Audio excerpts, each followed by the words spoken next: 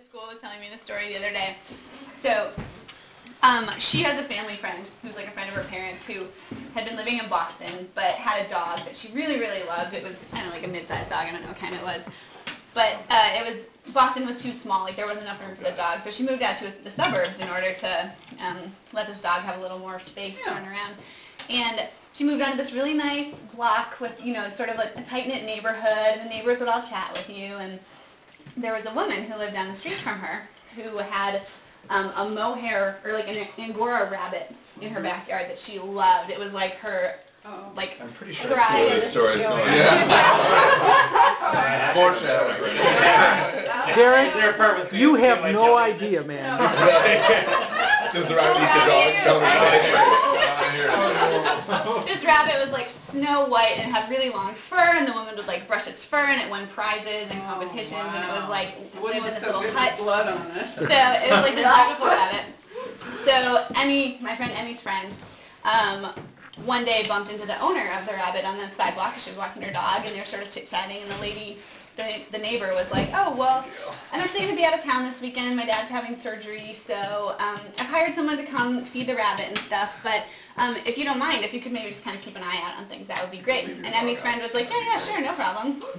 So a few days later, it's the weekend, and Emmy's friend opens the back door to let her dog inside, and there's a dog standing there with the dead rabbit in its mouth, like covered in dirt and like God knows what else. But it clearly had a heyday with this rabbit. Like it had drug it all over the yard and the neighborhood, and like it's limp and it's totally dead. And the woman is like, "Oh my God, what am I gonna do? Like they're gonna put my dog down if they find out that like my dog did this, and I don't want that to happen. What the hell am I gonna do? This is awful."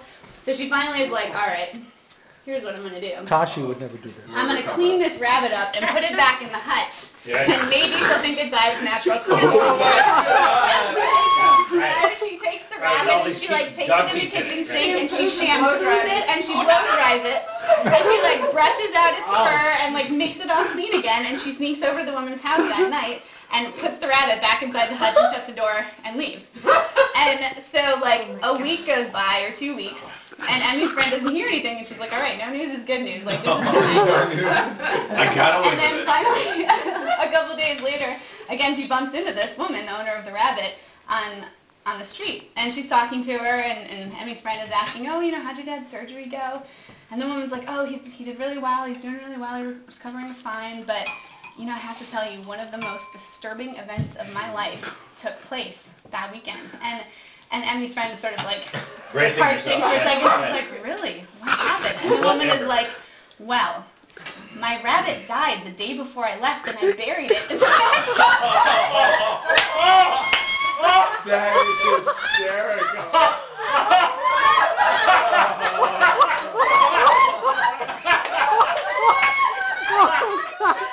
She's like, "Then I came home and it was like resurrected."